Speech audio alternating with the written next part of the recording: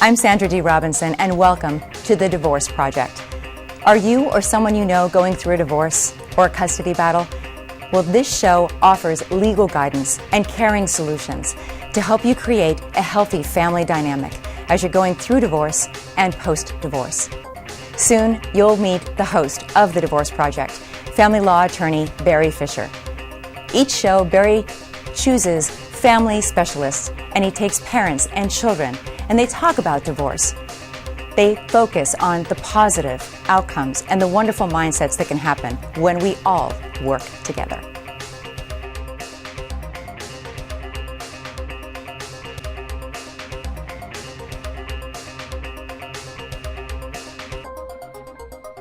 Hello, and welcome to The Divorce Project. My name is Barry Fisher. I'm a family law attorney, and today we're going to talk about high drama conflict clients that come in and make our lives challenging. So The Divorce Project is a show intended to educate the public about how to go through a conscious divorce. You say that's impossible? It's not. How you approach things in life is how they turn out. So we have to go down the right path. Today we have an extraordinary guest, Deborah Mandel, a psychologist that has 20 years experience specializing in relationships. She's written a half a dozen books, and we're very, very thankful that she's here today. Thank you for being here. Oh, thank you for having me. It's my pleasure. If only we knew that right path, huh? Well, we're going to try to find it today. So, as an attorney, as a family law attorney working in Beverly Hills, clients come in, and we get a whole array of personalities. We get the narcissistic client. We get the client that is engaged and wants immediate action. We get the client that's obsessive compulsive, and we have to deal with every kind of client that comes in, because they all are entitled to representation, and sometimes their personalities are harder than the case, and sometimes it's the opposing side that's personality that is a problem, and sometimes it's the opposing attorney. So today we're going to get Deborah Mandel's help in figuring out answers to some of these questions. So is it common for you to see in your practice that clients and patients are sabotaging themselves in a divorce? Constantly. The thing is that when people are getting a divorce, they're not their best selves. It's almost like the frontal lobe turns off and they get into survival mode. And in survival mode, people are more likely to do things they wouldn't ordinarily do, or if they're already engaging in sabotaging behaviors, they're going to do it 10 times more. So it becomes very, very challenging to help people come back to their center and focus on the bigger end of the bigger picture, not just the divorce itself, but on what is the result that you're after in terms of, especially if you have children. See, the problem is that when the divorce starts, people are feeling betrayed. They have a lot of anger. They have a lot of anxiety. They have a lot of fear. They think they're going to lose their children. They think they're going to lose their love. They're going to lose their security blanket. So in order to compensate for that, instead of getting quiet, meditate, get centered, figure out, thinking about what I should be doing with myself, they overreact. And they go into like high gear, like I got to do this, and I got to do that, I got to do this. And they end up sabotaging themselves. Often by engaging in very petty power struggles. I have seen people fight over in divorce, fighting over something that's actually going to cost them $300, and they spend $3,000 in attorney's fees over this one thing. And they say, oh, it's out of principle, it's what I need to be doing. But they lose sight of, what is the bigger picture? What is it that you're after in the end? And usually people want to have a good outcome, but they trip themselves up. It's like cutting off your nose to spite your face. Mm-hmm. Well, the clients that I've seen that practice sabotage really don't see that their behavior is causing that. It's almost like an automatic reaction. And I think that's because, again, the person goes into a survival mode, so their adrenaline is high. They're not really thinking as clearly as they would when they're in their centered space, when they're at ease and when they're relaxed. So in these types of situations, they get caught up in little silly minutia when they really need to be focusing on something that's a longer term end result. See, I love the client that comes in and says, how can I protect my children? How can I do this in a healthy way? And, I tell them how to do it, and about 1% takes my advice and does it that way, and they're very happy. In the divorce process, if you have a challenge about which kids are going to live with which parent, and you can't agree on it, and the court's confused about it, what the court will do is order a custody evaluation, and that's an independent expert evaluator, a psychologist or a psychiatrist, who will test the parents and the children, MMPI tests, personality tests, and also interview everybody involved, everyone that's significant, teachers, caretakers, nannies, maids, grandparents, brothers, sisters, parents, kids, and then write an 80-page report and say, my recommendation is that it's in the best interest of the child or children that they live with dad. And of course, mom doesn't like that. So have you ever been through clients that were going through custody evaluations? Yes, and it's really tragic because a lot of times what people do is instead of just focusing on highlighting their strengths, etc., what they do is they focus on their partner's weaknesses. And so what they will often do is try to throw their ex-partner or to-be ex-partner under the bus. And so they spend all of their energies being angry at the soon-to-be ex as opposed to, again, focusing on, what are their best assets as a parent, what are their best strengths. And it just gets really ugly, quite frankly.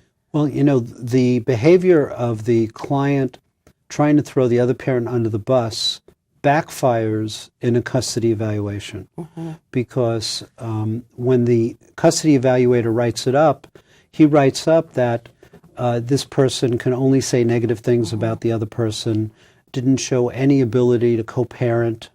And all of a sudden, wow, I can't have joint custody? Well, you demonstrated that you couldn't co-parent because you were attacking the other parent. So really, in a custody evaluation, the people should behave the best behavior and be positive and be supportive and conciliatory. But the problem is they wouldn't be there in the first place if they could be that way. Exactly. So they've already established their positions. And the problem is that the custody evaluator is not always right in his recommendation. And the courts don't have enough time to ferret through the situation, so they rely on the evaluator. Right. And I'm not saying the court's going to rubber stamp what the evaluator recommends, but in many cases, the court will take the evaluator's recommendation, saying he's the expert, he put in 3 months in this project, he got to know everybody, I'm going to pay attention to what he's saying. It's often the case where you can't have a better divorce than you had a marriage. But it's really not true. Actually, if people will partner together, some people I've seen as couples in my work, they actually grow through a divorce. They actually become able to become better friends because they're not entwined in that intimate relationship anymore, and they learn to just respect one another as people. And those are the best case scenarios. You probably don't see very many of those, but those are they're awesome when they happen because then everybody benefits. The individuals benefit, the children benefit long term. A lot of people think that, we only have to get through this when our children get to be of legal age. But children don't become non-people after they turn 18. They're still people in your lives, and people have landmarks, milestones in their lives that they have to engage around the children. And so it's always a better idea to try to be constructive in the process. And, the children, as they get older, it takes them, like if you have an 8-year-old that's going through a divorce, that 8-year-old is not going to get over it until probably 25 or 30 years old, what occurred to him in the divorce. Because the children take it on as if, oh, I'm responsible for this. This is my fault. And I can't believe it. And I can't believe I have to live in 2 homes. And I have to go back and forth. Oh, and I can't believe that my mom and dad don't say one kind word to each other. They're always fighting. And all that is so detrimental to the children. So you have to make peace with yourself when you're going through this process. Now, there's another thing that comes up in a lot of cases, parental alienation, parental alienation syndrome. The courts have, in the past, have embraced that as a doctrine that existed, but, there's mixed reviews as to whether that is a real psychological syndrome. But we can talk a little bit about what really that is. So, in the cases that I've seen, you'd have one parent educating the children. They would usually be the major custodial parent, educating, when I say major custodial, having more time, educating the children against the other parent. And they do it in a very subtle way. They may not be direct about it, but, the out parent, I call them the out parent, wasn't able to come to practice. Oh, well, he would never come, or she would never come, and things like that. So have you run into that in your cases? More often than I'd like to say is true. Yes, oftentimes when somebody feels so betrayed, let's say one parent had an affair or did something where the other parent ends up feeling really devastated, and then they feel this sense of entitlement to negate everything about the other parent, and will do things just like that. Oh, Johnny, I'm sorry, but your dad couldn't make your practice today. He tried to call you a couple times, but he knows not to call you at those times when you're at practice. And they'll say little subtle things, but sometimes it's not so subtle. Sometimes it's downright dirty. Sometimes parents will say things like, your father was abusive to you, or your mother neglected you, or she was a bad parent, and they will say really nasty things at times as well, which is really horrible for a child. And they're going to rewrite the history of what occurred. Exactly. And then the child starts believing that's what occurred. It's very interesting because children, they're like people, and they're all different kinds. So, there's a strong child, and there's a middle of the road child, and there's a weak child. And how they deal with the parent saying that the other parent is evil or not a good parent or doesn't love you takes a great toll on the children. Could you describe the different reactions by children? Yeah, you make a great point. Children have different temperaments, and so some children are extremely resilient, and they'll hear that stuff, and it will just like go in one ear and out the other, especially if they had a fairly decent relationship with the out parent to begin with. But other children, they're more vulnerable, and they're like little sponges, especially if they're younger. And if they had a caregiver that was, let's say, dominantly the mother was the caregiver, then they're going to trust her word more than, let's say, if it was the father who was out, making the money and only came home at certain times, and they didn't see as much of them and didn't have as much of a strong relationship. And then what happens is the child gets very confused, and they start to feel this sense of betrayal within themselves. Oh, if I care more about the parent if I care more about the out parent, I'm going to be abandoned by the in parent, and it just becomes this tug of war internally for the child, which is just devastating. Well, I noticed that parents that maybe didn't have that closer relationship with their children during the marriage, when they're going through the divorce, they're saying, I want to have a really close relationship with this child. And the child's reaction is, nah, I'm really not that interested. And the reason for that is the child didn't have it during the marriage. So during the divorce, it's going to be the same or less. It's not going to be more. Right. And then that parent becomes like aggressive and says, no. I'm a good father, or I'm a good mother, and I deserve to have 50% with my children. I hear that a lot. I want 50% with my children. What days of the week do you want to be with them? I don't know, but I want 50%. Well, that doesn't really show me that they're really connected to the child. And that's really the key. You want to have a healthy family, be connected to your children. So when you go through the divorce process, if you ever have to, you'll have a connection with them. The connection doesn't change. It gets strained, but it's still there.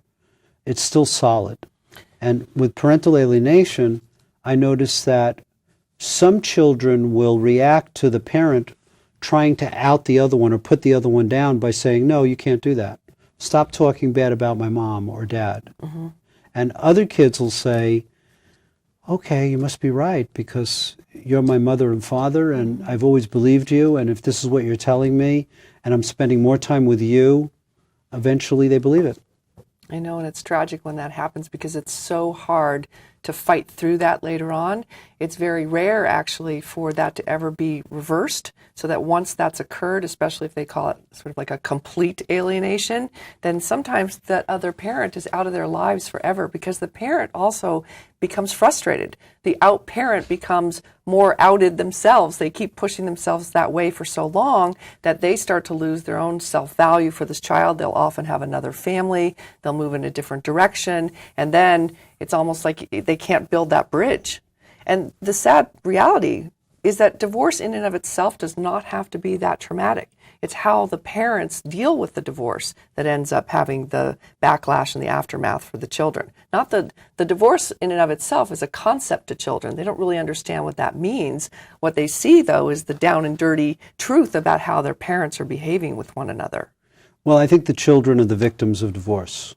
And that's a sad statement, because they're the ones that are damaged the most. And, you know, I noticed we've had other guests on the show. We've had adult children, you know, that have gone through divorces, but now they're 25 or 27 years old. And I remember her saying that I wanted to know the truth. I didn't know the truth. I didn't know what was real, what wasn't, who was being honest with me and who's not. And sometimes I have kids, actually, that come up to me and say, well, you know, was my parent really telling me the truth? I mean, is that what really happened? Yeah. And it's very difficult for them. So the best policy, don't discuss the divorce with your children. That's another thing that comes up in courts all the time. And have you seen the effect on children when the children are the ping pong balls of the divorce? Yeah, oftentimes they get depressed. They start acting out. You'll see signs in children, I mean, from eating disorders, drug use, drug abuse, drug dependency. I mean, it goes all the way down that line. If the parents are struggling and the child is sometimes just carrying the symptoms, sometimes children will also end up with a lot of physical ailments as a result. So like you'll have kids that have headaches and stomach aches, chronic pain, because that's the only way they know how to express how much distress they're actually in. Yeah, it's very sad. So now we're in a situation where the parent has successfully alienated the child, and the child now says, I don't want to go visit dad, or I don't want to go visit mom. What do we do? Yeah, then the parent who was the alienator often feels like, oh, I've won the battle. And then what did you really win? You won nothing. Now you have, so you have full possession of your child, and your child hates your ex as you do. So what did you win? So the other parent, you know, a lot of times, again, I said they won't fight that much harder anymore. Once that's actually occurred, sometimes they won't come back and actually fight that. So, but then I guess in your case, you understand the legal ramifications. Somebody does have to follow a custody order, or they can take you back to court. So if the outed parent wants to, they can then go back and take it back to court if the parent is not the other parent is not following through with what they're supposed to be doing. See, the problem with all of that, it's true, we can go to court and we could try to get orders changed and we could try to get more visitation for the outed parent. The problem is the children don't want to go visit that outed parent, or they don't want to communicate with that outed parent. So what the court does, first they'll send, oh, you need to have a reconciliation therapist. So they get a new therapist, specializes in this, and tries to get the parent and the child to talk. And oftentimes those are unsuccessful. No, child says, nope. I don't want to talk. I don't want to talk. I don't want to say anything. And that's the end of it. They give up. So unfortunately, that parental alienation, although some courts don't recognize it as a syndrome, as a psychological syndrome, I think it's prevalent behavior that occurs in many, many divorces, and it's a real detriment to the parents and the children, because no one wins in that scenario. I mean, the parent that's outing the other one feels the sense of like, I won, but you really lost. Of course, yeah. Yeah. And tell me, are there other problems that you've seen in your practice that you'd like to try to teach the audience about in terms of how they can do it better? Absolutely. I think that when people look at this as, all right, our relationship didn't work, it's broken, and because it's broken, we've decided to not fix it, and that's okay. And when you get to that level of acceptance where you can say, all right, I actually, in good faith and goodwill, would like my ex-partner to go on and have a happy life. That's the best scenario ever. You have a happy life, all have a happy life. We didn't have happiness together. So therefore, if we can role model that kind of experience, then our children are actually going to grow up pretty well adjusted and they're going to do okay. And the divorce will just be a word. It'll be, oh, my parents divorced, but I'm okay. Instead of the divorce, which, has all those other permutations to it. Right. So, yeah, being friends, being able to, even if you just agree to disagree on many things, but again, looking at what's in the best interest of the children and what's in the best interest of your own life. There's a saying that says, there's a saying that says, holding on to resentment is like swallowing poison and waiting for the other guy to die. It's not worth it. It doesn't help you, and it eats away at your own insides. So we talked in the beginning that clients come in with different kind of problems, but have you dealt with narcissistic clients or patients?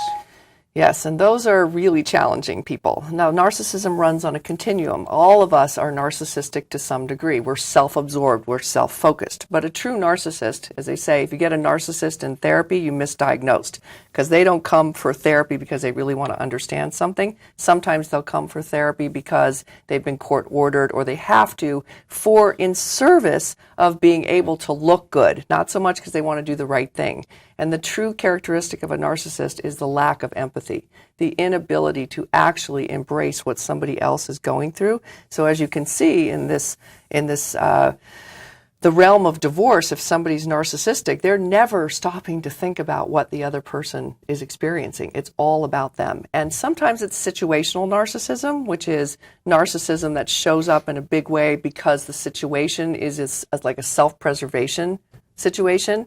But sometimes that's already how their character was established long before the divorce. So when the clients come in and they're narcissistic and they're only thinking about themselves in my law practice, we have to really work hard to get them to understand that they have to balance. So even though I'm a lawyer and I'm not a psychologist, so many times I end up having discussions with my clients about, would you consider changing your behavior? Is this possible? Pointing out that, maybe you should consider the other side or look at things through the other side's eyes. And sometimes it works and sometimes it doesn't. Sometimes clients are their worst enemy. It's a very popular expression that we've heard for a long time. But sometimes it's not the client. Sometimes it's the other parent on the other side. And in that case, the lawyer's job is to educate the opposing counsel that, I know you have this client, maybe you're not really seeing their behavior. Why don't you stand back and not be adversarial and an advocate for him for a moment and just hear what I'm telling you so that you can take it in and maybe you could digest it so we could get to a resolution. And what if the opposing side is also a narcissist? You mean the attorney? Yes. Well, we've had those too. Yes, those are challenging. They're all challenging, and Sure. That's why we have judges. Right. And narcissists are challenging to be in a relationship with in the best day anyway, because they are very self-absorbed. But the best way to appeal to a narcissist then is to give them a little extra and make them feel good about what they're getting and make them feel good about what they're doing. So if you can appeal to them that way, they'll sometimes lower their fists because they feel good because they're getting the accolades from the crowd. Oh, you'll be such a mensch if you do that. Such a good guy if you do that. And my experience with the narcissistics are that if you give them a lot of love and a lot of attention, they will be calmer. Mm-hmm. Yes, because at the core of a narcissist is terribly, terribly low self-esteem. That's the narcissistic wall, is to pad themselves against feeling absolutely horrific about themselves underneath. That defense is very strong. Which is like this void inside them that they're trying to fill. So they have to control everything. So, very interesting process. Sometimes the attorneys on the other side are worse than the clients. So I always recommend to everyone that they should try to work things out, sit down at a table, work out the custody schedule, work out the visitation schedule. You'll have a better divorce if you can settle. And you can use an attorney to help you settle, tell you what your rights are. what you should be getting in support and community property and all these things. You could have one attorney for both of you work it out and write up an agreement. And that's the best way to have a divorce. Well, Deborah, you know, this time has flown by so quickly. Thank you for being Thank here. you so Really much. appreciate having you. Yes. Hopefully you'll come back again. And I just want to thank the KBEV studio and all the students at Beverly Hills High School, because this production is produced by Beverly Hills High School students. And Yay. they do a great job, and we're so thankful and appreciative that we're here. And Romeo Carey is here as the director and teacher. And it's a wonderful experience to be here, and thank you. And we hope you tune in for the next show. We'll be doing a continuous number of these shows. So next week we'll discuss another problem and try to solve and show you a better path through divorce and custody battles. Thank you for being here. Bye-bye. We thank you for tuning in, and we invite you, our viewing audience, to participate in next week's conversation. On The Divorce Project, our goal is to help bring you the healthy outcome that your family deserves. So please email your questions to team@thedivorceproject.com or call us directly at the number on your screen.